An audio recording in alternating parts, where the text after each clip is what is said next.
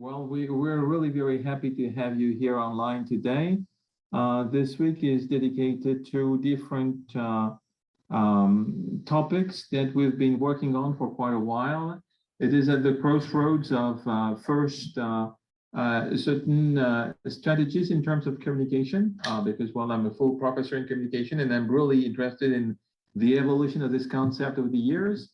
The second thing is that we would like to analyze or use or work on this topic in different ways. And the first idea that the first topic that we really wanted to work on is the way that in urban areas, we have new strategies and new in terms of communication implemented to see how things evolve because of the recent upheavals caused by the sanitary crisis, and the fact that we have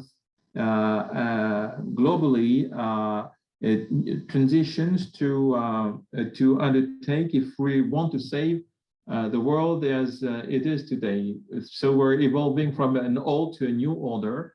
And what are our strategies and what do we do in different ways to have something coherent, well-defined, that corresponds to what people can understand on the one hand, but also use and implement on the other. So these are the different kind of strategies we want to use or to define and to study at least. So the studies are one thing. The other thing is to be able to use those things in terms of a lifelong learning strategy. And it is the combination of the studies, the work that we've done in terms of communication, the fact that we are going through major crises, that we try to see and to have all these factors combined to have new ways of contemplating this number of subjects. So Christine, who is here today, who works with me in France, is going to present something that is entitled Transitions Towards a New World Order in a New Learning Strategies. So Christine, the floor is all yours now. And well, I can't wait to hear what you have to say about this. Okay, thank you very much. So a few words to start with. Thank you very much, Carmen and Eric, to welcome me to that open forum of UCAN. I first apologize for my English that is not so good as Eric's one, obviously. So, well, I will try to, first I try to share the presentation, if you don't mind. Is that okay for you? Oops. Yes. Oh, okay, yes, fine. That's okay, thank you. Sorry. Thank you very much. So I'm going to introduce myself very quickly. I'm an assistant professor at Université Clermont Auvergne in France. I teach undergraduate students logistics, corporate strategy, and business development. And we will see that the situation in business science will have an influence on what I will present today. My research is in the field of supply chain management, and I question the logistics service and its evolution.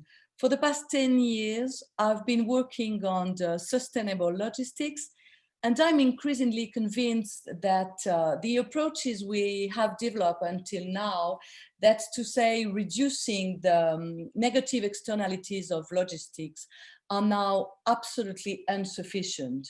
Beyond the resilience of the chains and even their better adaptation to the new world Eric just mentioned, I believe that we must absolutely think about a new logistic for a new world. And this is precisely why I have started to work on Anthropocene more than a year ago. Oops. I'm sorry, Carmen, but I don't think I'm yes.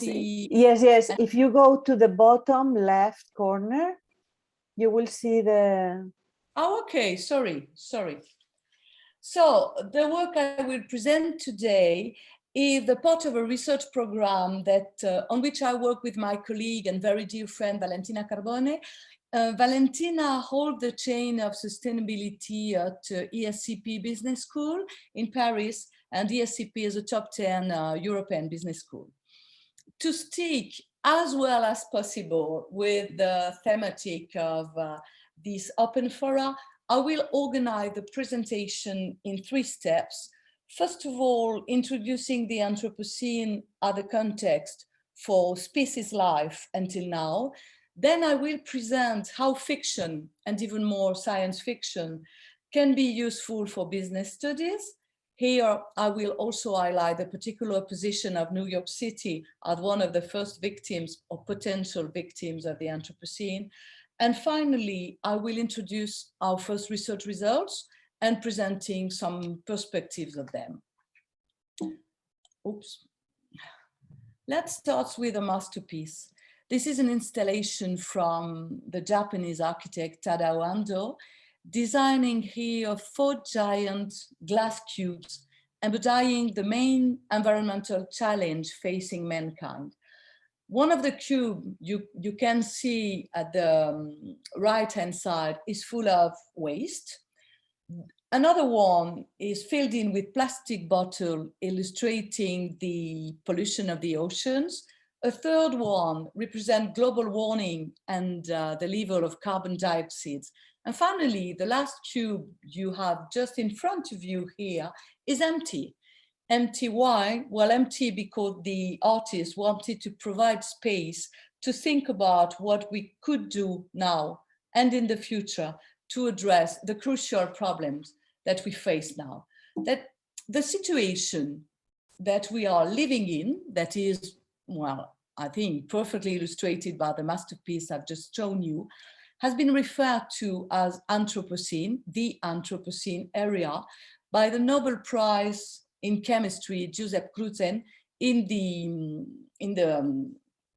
2002. The term is now, you probably know, widely used, especially in research, but it's still being debated by the International Commission on Stratigraphy, which has not yet renounced to the current geological area named Holocene. Holocene lasts for now 30,000 years, and it's a period characterized by 2 dimensions. The first one is the relatively stable climate, and the second one is the development of human societies through agriculture, livestock farming, and next, the building of the cities and so on. So the idea of changing the name from Holocene to Anthropocene relies on the observation that humans have modified the whole functioning of the nature. So the Anthropocene could be defined as the most recent period in the Earth history when human activities have permanently altered the Earth environment and climate. Let's have a look at some of these consequences of Anthropocene observed during the summer of this year. We can see here serial evacuations of cities in Belgium and Germany due to massive flood. We can see or remind the heat dome in the northwestern USA and Canada, giant and uncontrollable fires in California, Turkey, Siberia, Greece, Italy, France, Australia, and so on, and a persistent and deadly drought in Southern Africa, mainly Zambia, Angola, and incredible hailstorms in July in France, as you see in the last picture. Just a number to sum up all those disasters. In August of this year, 180,000 fires were active on the planet. We can wonder when all of it started. The proposed dates of birth for the Anthropocene varies from one scientific approach to another. 2 main proposals are, for example, the supposed date of Industrial Revolution and the end of World War II. In any case, these dates point out Western industrial technological consumption. So what we couldn't label as Occidental development. So even if assigning a specific date to the onset of the Anthropocene seems arbitrary, we can propose as many, the later part of the 18th century. So we can note that Anthropocene is a very, very small area compared to the other one, just because it's a time to come. And many scientists say that we are not in the Anthropocene area. We are entering the Anthropocene area right now. To understand fully the concept of Anthropocene, I think that these results from Stephen and et al. 215 are crucial because they show very well that the increase of main socio-economical variables here in orange on the left side of the slide, such as, for example, demography, concentration in urban centers, use of water and energy, transportation flows, and so on, those drastic increases are concomitant with a huge modification of physics parameters, Earth system parameters, such as carbon dioxide emissions, air surface temperature, the ocean acidification, and other that you can see there. So even in the absence of a proved direct causal relation or causalities, it's not difficult now to highlight that the ongoing destruction of the planet comes from the drastic acceleration of capitalistic activities. So some researchers propose to label the area not Anthropocene, but Capitalocene, and other denominations such as environmental colonialism, for example, point out that colonial conquests that were characterized by economic and ecological inequalities between South and North also have played a determinant role in that path through Anthropocene. So now here we are. So whatever the name we choose, it's quite obvious that we have now reached the René Descartes prophecy. The philosopher used to say, if you remember, man will be the master of nature. So here it is, we are the master of nature, and apparently this is not for good. What does that mean for us as researchers, firstly, or as teachers? First of all, it means that the distinction that the modern philosophers have introduced between man and nature now is no longer valid, because natural forces and human forces are now intertwined. So we have to think our position in the planet as included in a whole ecosystem. We could probably do well, for example, to change our Western perspective that is not universal. One can think, for example, of the very different relationship that Native American nations have with Mother Earth, for example. And finally, this whole new situation, to me, also reveals that human sciences and social sciences between them and nature sciences have to work together much more than they have done before. So from now on, the real question is how to cope. What comes out this week from COP26, for example? 119 countries are phasing out coal-fired power plants, but of course, not the bigger users between them. For example, China and the United States of America haven't signed, for example.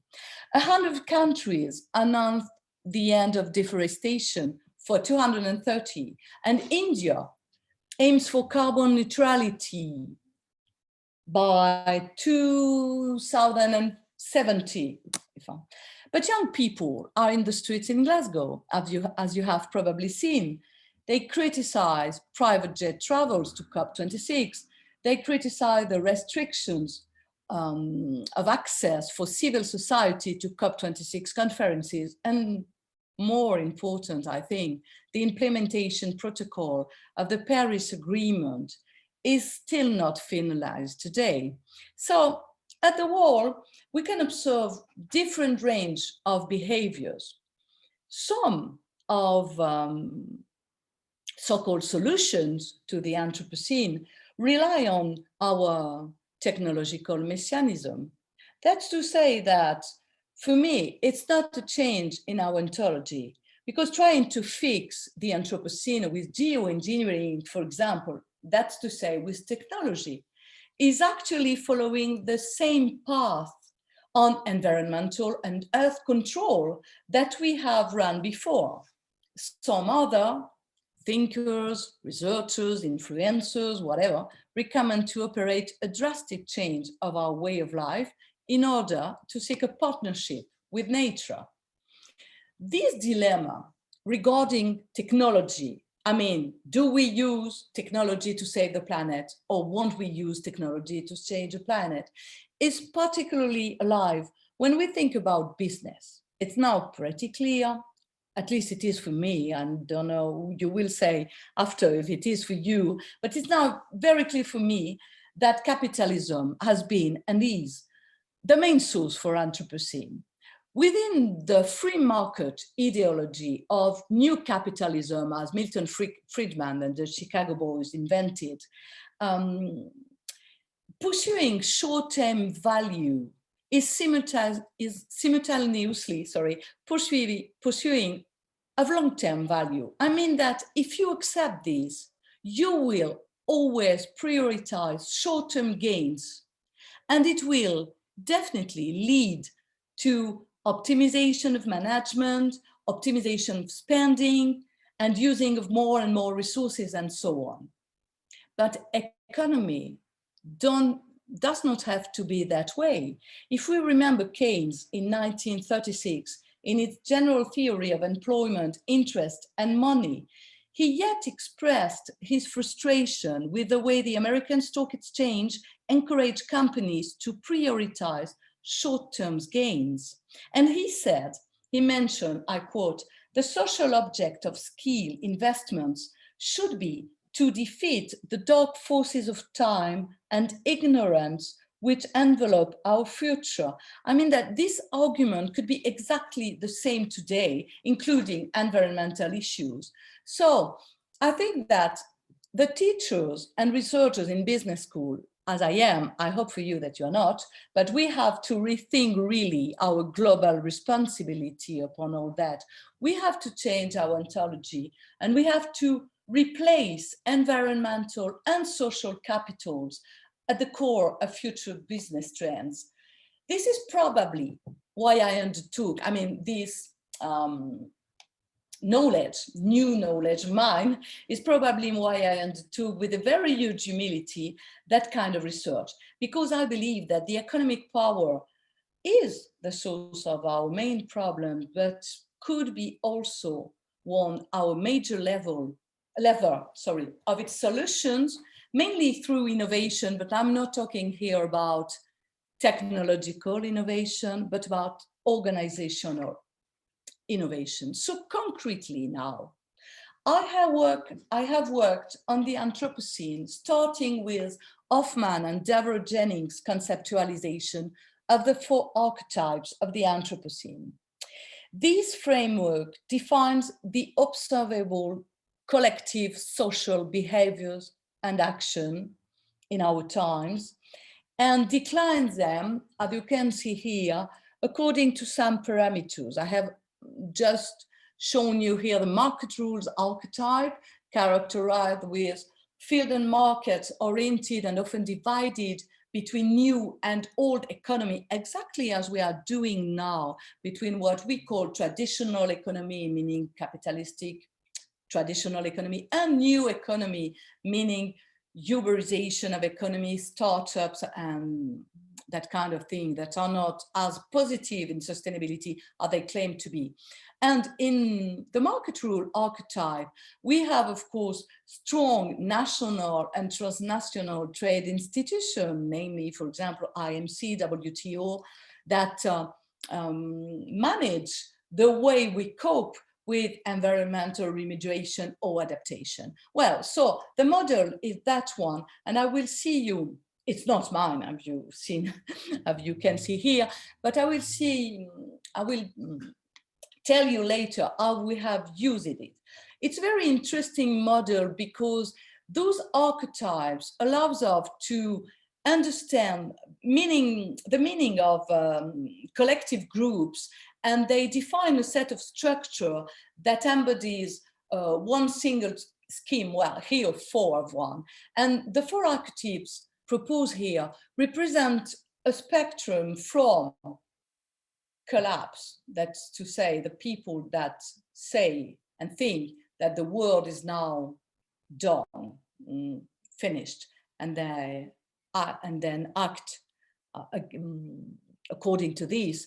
The other one that we could call renewal, that try to find very specific new ways, local, close to nature way of lives, and the both transitional phases that we can see here, that's to say market rules and technology fix, which are hybrid archetypes, saying, well, how can we deal with that? We can deal with the market, we can deal with the technology, and there are some kind of cautious archetypes saying we are not going, our world is not going to change because we are going to fix it. So in that, in that research, when you see the title of the presentation with the Anthropocene, city and fiction, we have now finished for the moment with the Anthropocene keyword, and we are going to switch to the fiction keyword, but we can wonder why using fiction in the context, first, of the Anthropocene, and second, in the context of business studies, because it may appear somehow weird. So why do I want to use fiction? Well, first of all, because sometimes, not to say often, reality meets fiction. You can see here, for example, the transparent screen in Minority Report that has been produced by Samsung in 2015. The real screen from Samsung is called OLED, Organized Light Emitting Diode. This is just one example upon 100 that I could have mobilized for you. For example, you know probably that Martin Cooper from Motorola developed the first cell phone after looking at the TV at Star Trek in 1960, and the discovery of the first cell phone occurred in 1973, and then we all know that Tintin walked on the moon before Neil Armstrong. So yes, at that point I can say that fiction can inspire us. And we need, I believe, and Valentina and I, we believe that very strongly that we need new imaginaries, because the imaginaries we have in our generation particularly are very influenced by the technological progress. When we were a kid, we dreamt of the power of robots, we dreamt of the conquest of space, and these are main technological matters. So we need now imaginary that will lead us to a new world where we don't use technology to control the earth. So I believe that science fiction is capable at the same time to warn us and to inspire us, because it allows us to think in depth about the mechanism of what could be. And coming back to the Anthropocene, collapsology fiction, dystopic fiction, may help us to act on the present, because they create what Engelbert called a form of tragic consciousness of the present.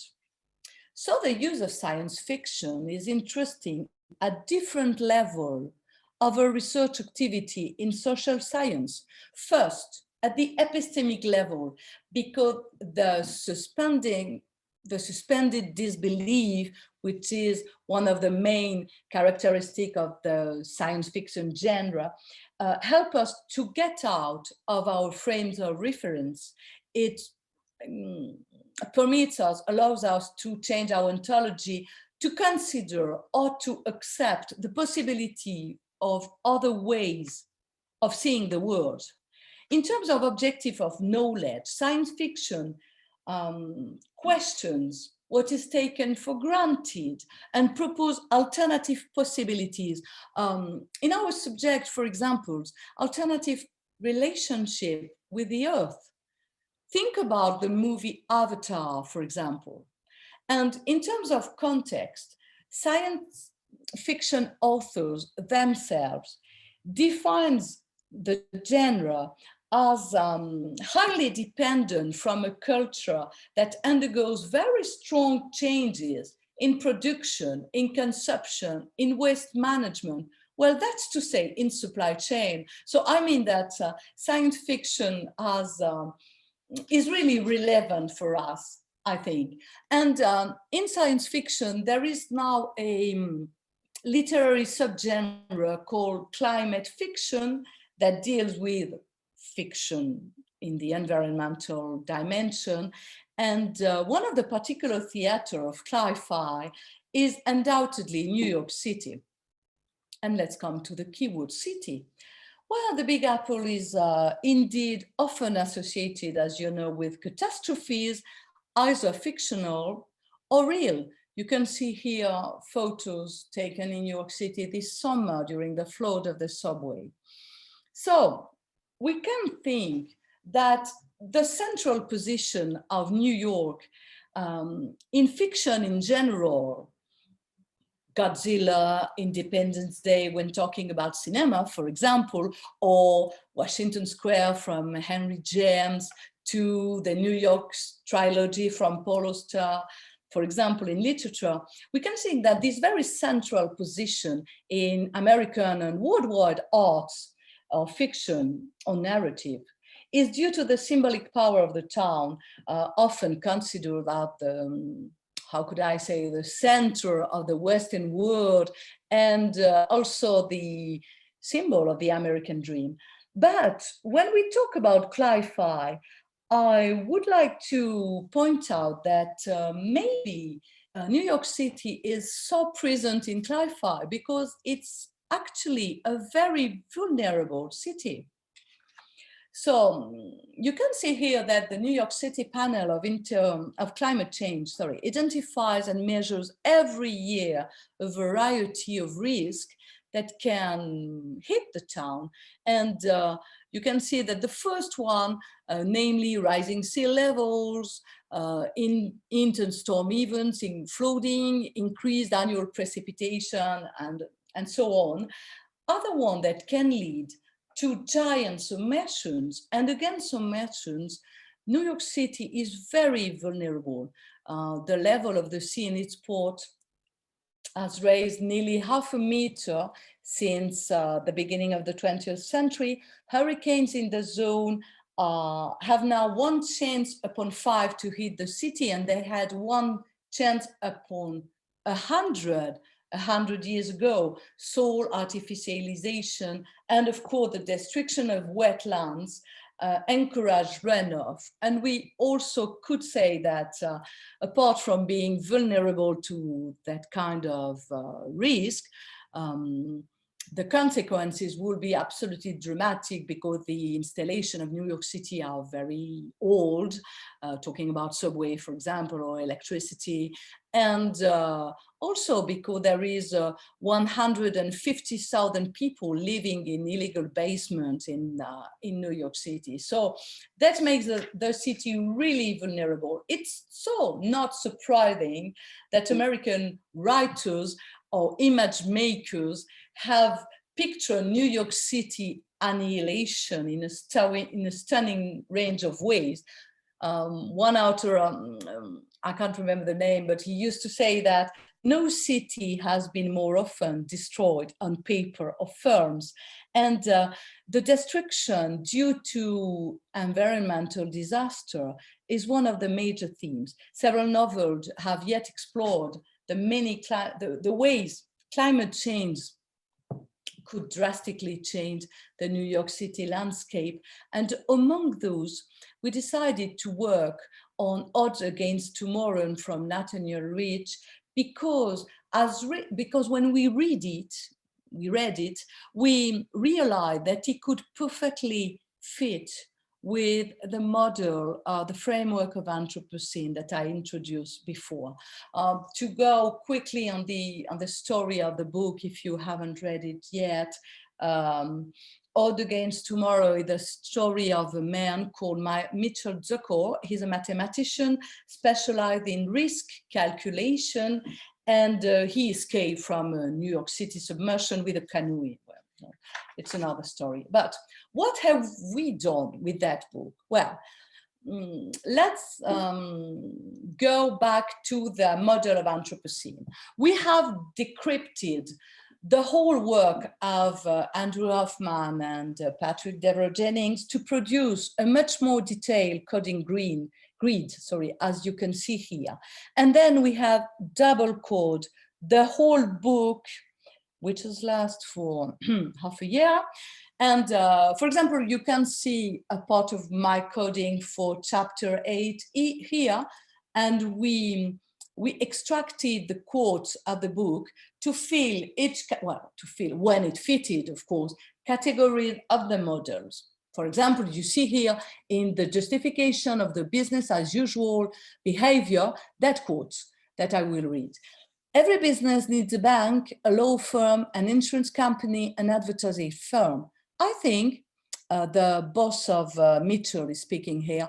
I think that they are going to realize soon, the clients, that they also need a future consultant, not just to protect them from lawsuits, very important stuff in America, but to protect them from, well, this. Here it talks about the hurricane. So we discovered that our intuition was good and that each archetype is perfectly fed by the book.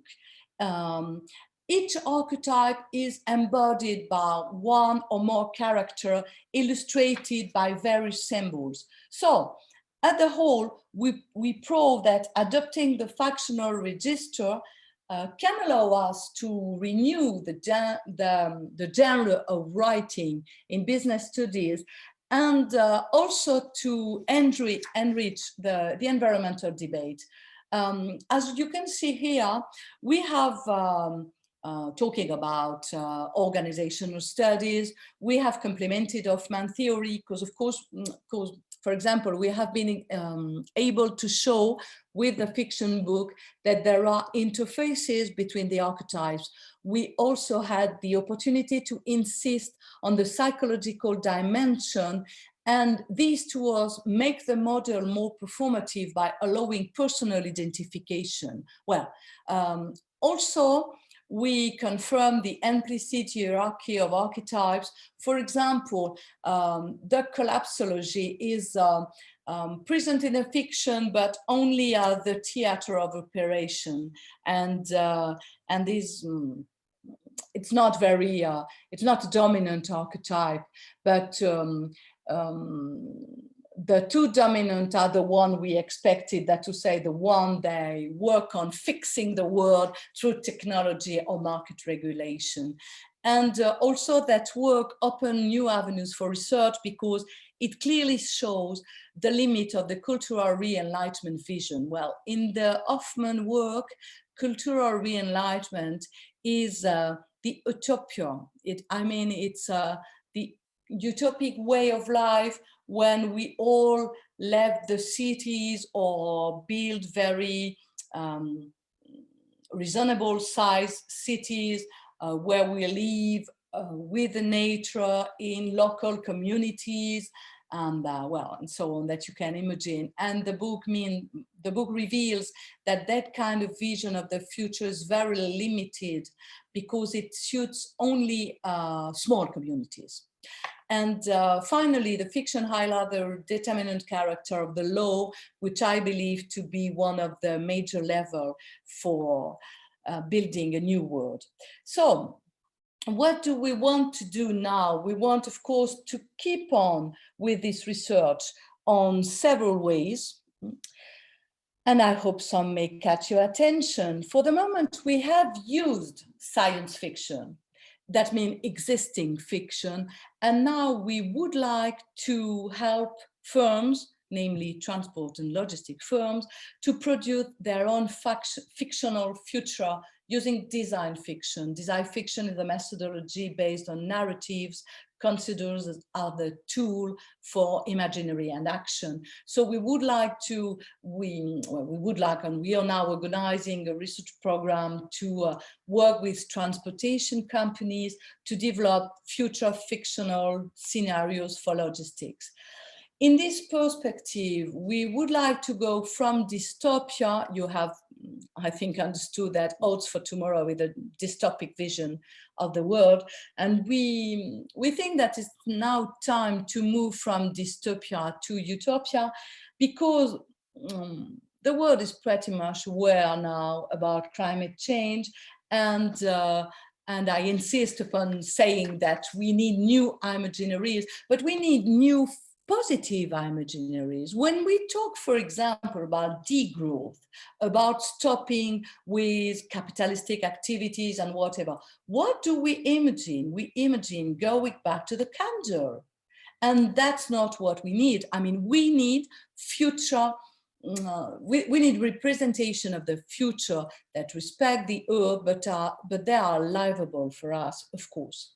We also want, to transfer design fiction from research to classes.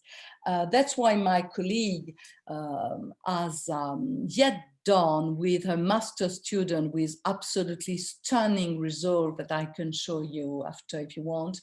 And she have done design fiction for the future with master students, and I believe that we could do that also with undergraduate students, and of course for lifelong learners. So we would like to lay the foundation for that new pedagogical approach in business sciences. And finally, we would like to work with different experts, authors, or academics in literature to unlock, I would say, unlock the secrets of the fictional genre. Maybe you would like to join us in that adventures, at least I hope. And I will stop that class with an inspiring quote from people in the United States that have understood for decades that we have to think about and we have to figure out an optimistic dream to make a better world. I thank you very much, and I hope you will have reaction and questions. Well, thank you very much indeed for this very interesting presentation, Christine. While you were talking, I thought about, one of Camus' words, the French writer, and he said, fiction is the lie through which we tell the truth. And apparently your presentation is about this connection between, what is commonly said about things and the way that fiction can be a resource to improve the number of things. An American writer wrote, fiction reveals truth that reality obscures. So it is also in connection with what you said. So, and thank you very much for all this, because, well, there was a very strong evolution from, the theory to a daily use of all the things that you've presented. So there might be questions. Some people, I don't have in the discussion any questions so far, but maybe some people would like to take the floor and ask Christine questions, or I always know that the first question is always very difficult to ask, but well, I'm quite glad to see that some people were really interested in what you said. So that's a good thing to begin with.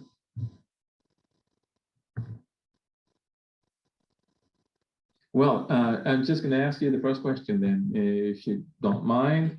You said at the very end, and well, I didn't know what your conclusion would be about. So you said that the multidisciplinary dimension of the project is really very important if we want to go from what your field of studies is to something that is going to make it possible to evolve from what we have known and what we've done so far to something new. So what kind of disciplines do you think should be associated with your own field to move forward?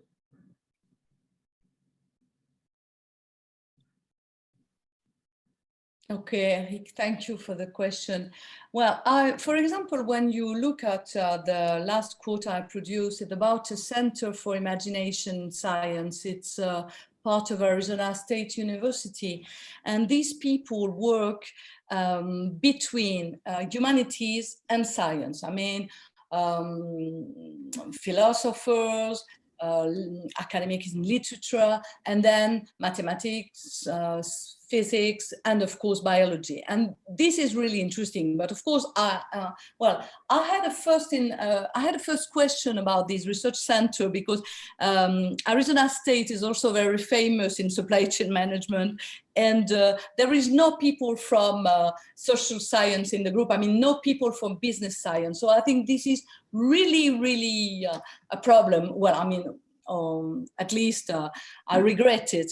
And but still, for me, in my research program, I don't want to work with a mathematician or biologist or whatever. Not because, of course, they are at the core of the research of solutions, but I position myself more as a transmitter of awareness of climate change and solution than more of a builder of solution. Of course, I'm not able to build whatever scientific solution for climate change, but I really would like to work with people from we have always, we have already talked, Eric, about working with you on communication or other people, of course, because narratives is at the core of research. But I would really like to work with academic and literature because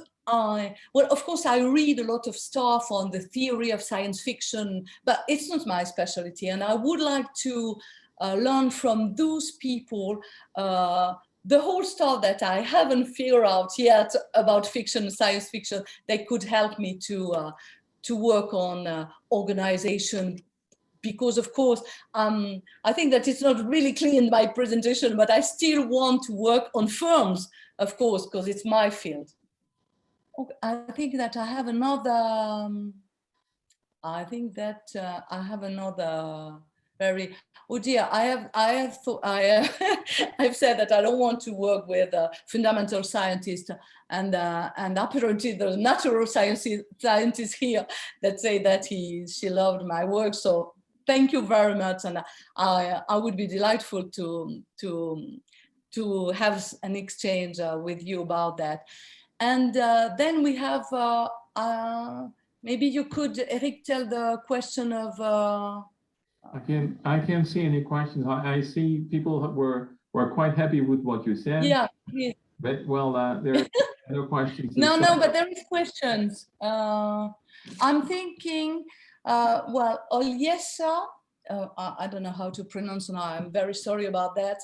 Say that she's thinking about what science fiction should be read by her medical students. Well, I think this is really interesting.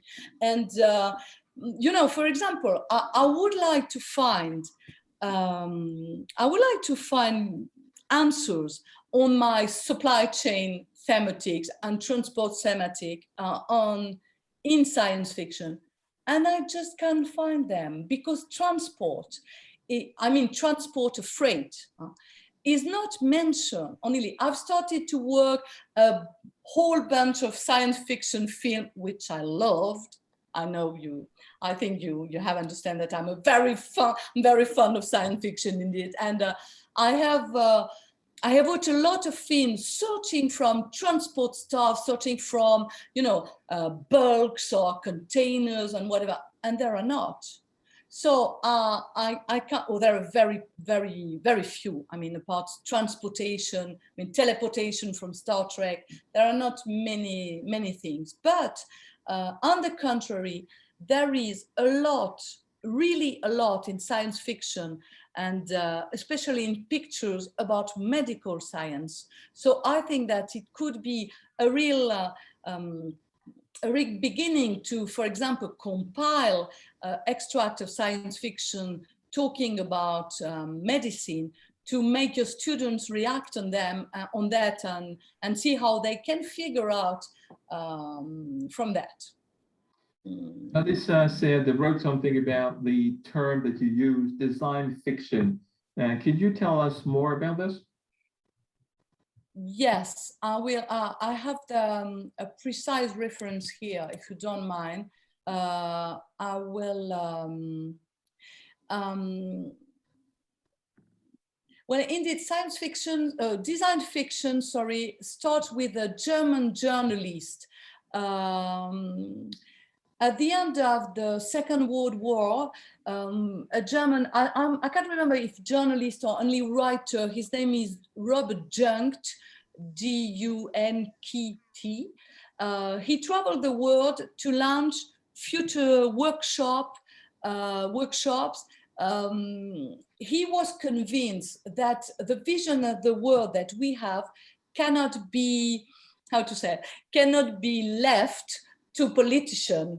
So he used very contemporary, at the moment, creative means, such as videos from women in the, for example, for, how to say, for example, he invented a video called One Day in a Man of the Future and stuff like that. So he made very advanced stuff, and he invented he was the first to make design fiction without saying it, and the word of design fiction has been invented by a science fiction author called Bruce Sterling, and then it has been popularized years later by Julian Bleak, which is an artist and researcher. The idea is that you can build up narratives, films, picture, whatever you want, to assist people when thinking about the future. For example, I know a girl in Paris that has a PhD in business studies and has created some kind of studio called, now I can't remember, and she made what she called even fiction. So, for example, for firms, she creates situations like, I don't know, like some theaters or whatever, to mini films to help people thinking about the future. I don't know if I'm really clear about that. Yeah, well, that's to me very. But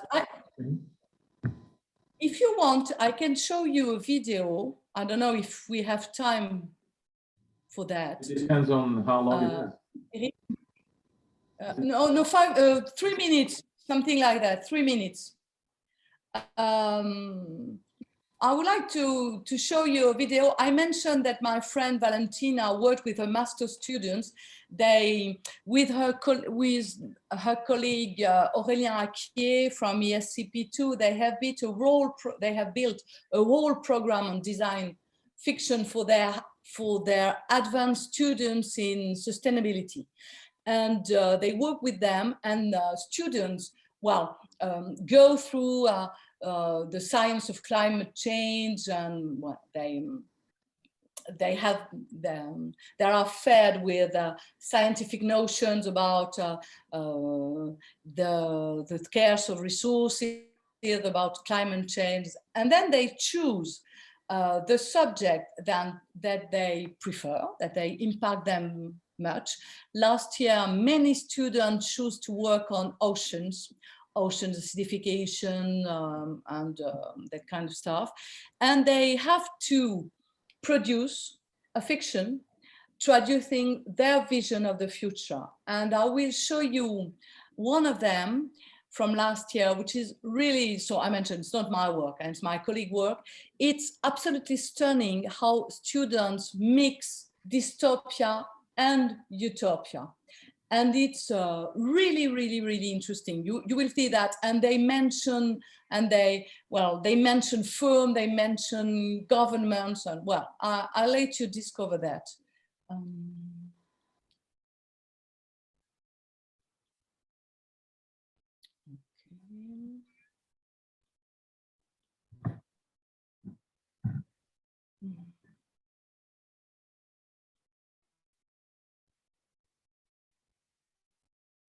I hope this will work.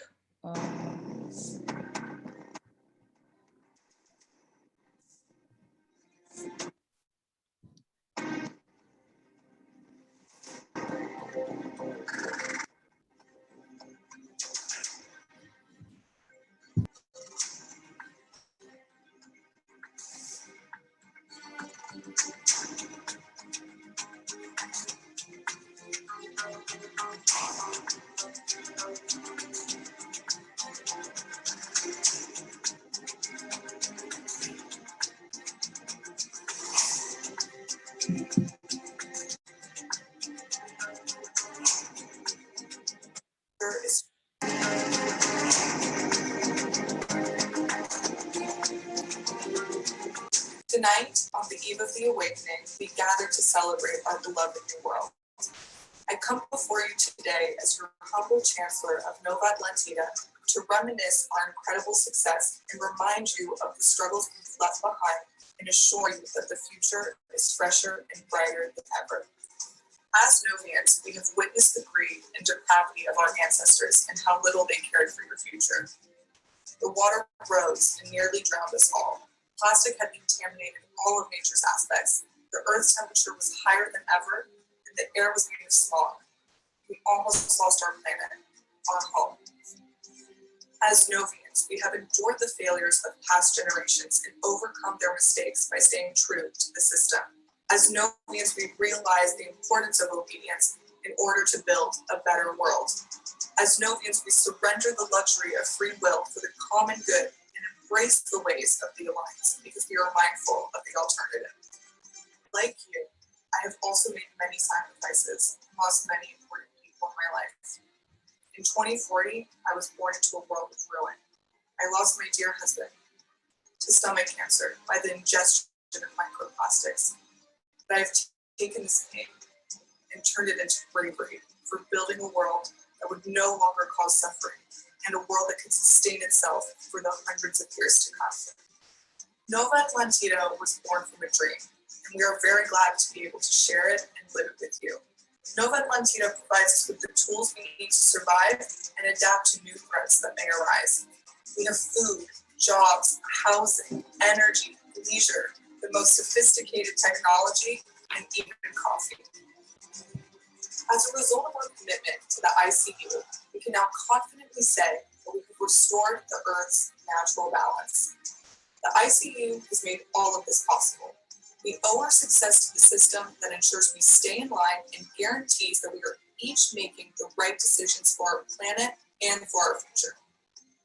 By sacrificing some of our freedoms, we create a habitable world underwater. The floaters that once opposed our ways are now desperate to join us. Do not risk becoming one of them. If you fight against it, it is you who will bleed. I trust you will cooperate as my fellow Novians. Let this eve of the awakening allow us to thank each other for the hard work and sacrifice we have spent to build this stream. Together, we will thrive. Together, we are Nova Atlantida.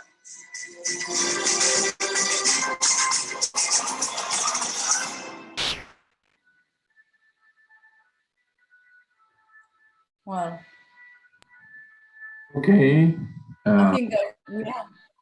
Thank you very much. There is just another point that I just wanted to make here. You used at the very beginning of your presentation the expression organizational transition, and could you tell us more about this? Because, well, what is there behind this word transition? What are the different steps or the different stages? Do you have something that is coherent to you if we really want to win this game? Well, I really don't know for the moment what are the steps, and I hope I will discover that with the future, well, with the future steps of making fiction with firms.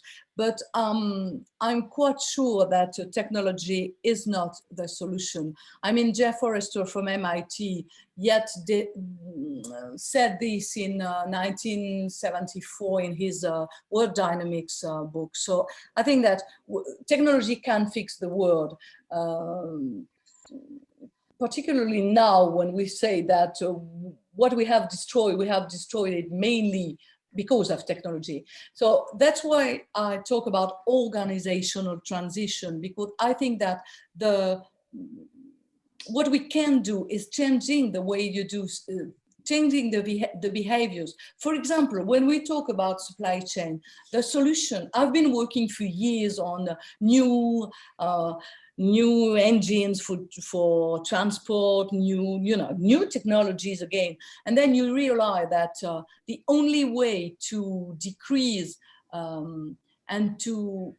there are ways to decarbonate transport, of course, but the only way to really decrease the emission of carbon dioxide is to do less transport and to reduce the distances, to cut off global markets and to start again consuming locally. And well, that's what is organization as opposed to technology for me. Okay, thank you. Thank you. That was great. Thank you. I don't know if there are any other questions. Well, apparently it's not the case. So Carmen, the floor is now yours. Thank you very much indeed, Christine, for this work. Yeah. No, thank you.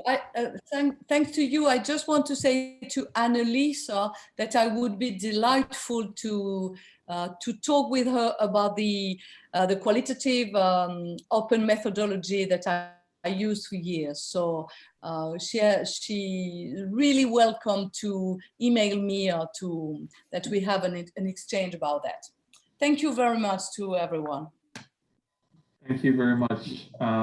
Carmen, so the floor is yours now. Yes, I only wanted to very, very briefly tell you what is happening the rest of the week. So on Tuesday, Wednesday, and Thursday, we'll have shorter presentations. Tomorrow we'll have Amin Sharifi Isalu, and Seamus Otoma will be the moderator. Then on Wednesday, we have Nicolas Duracca, and Eric will be again with us, sharing the session. And on Thursday, we'll have Annalisa Reimer, who is now here in this meeting today. And we'll have Seamus also moderating that session. And then Friday, as you know, on Fridays we have a panel, and we'll have some of the presenters from this week and some guests. For example, I know that Xavier Prats-Monet, who is now here in the meeting today also, he'll hopefully will be able to join us in the panel on Friday. So I encourage you not to miss these sessions this week. I think they are going to be very interesting, the topics. So thank you very much, and that was all I wanted to say. Remember, we connect always at 3 o'clock. If you have not chosen to join us in these days, you still can go online and register for days that you had not registered. Thank you. Thank you very much. And have a nice evening, and hopefully we'll see each other tomorrow. Bye-bye. Thank you. Thank you, Christine. Thank you.